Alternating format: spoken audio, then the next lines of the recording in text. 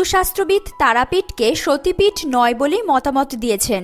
এই স্থানের নামের সাথে জড়িয়ে রয়েছে মা তারার আরাধনার কথা। পাগলা সাধক বামাখ্যাপার জন্য তারাপীঠ প্রসিদ্ধ।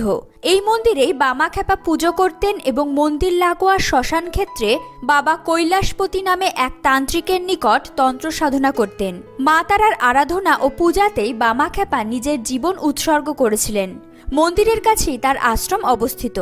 তারাপীঠ মন্দির সম্পর্কে লোকমুখে অসংখ্য কিংবদন্তি শোনা যায়। এর মধ্যে শক্তিপীঠ সম্পর্কিত পৌরাণিক কাহিনীটি বিশেষভাবে উল্লেখযোগ্য। ধারণা করা হয় এখানে সতীদেবী তৃতীয় নয়ন বা নয়নতারা পতিত হয়েছে।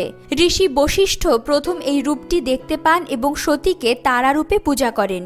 আরেকটি কিংবদন্তি অনুসারে সমুদ্র মন্থনের সময় হলাহল বিষ পান করায় শিবের কণ্ঠ জ্বলতে শুরু করে। এই সময় মা তারা ভগবান শিবকে আপন স্তন পান করিয়ে তার জ্বালা নিবারণ করেন।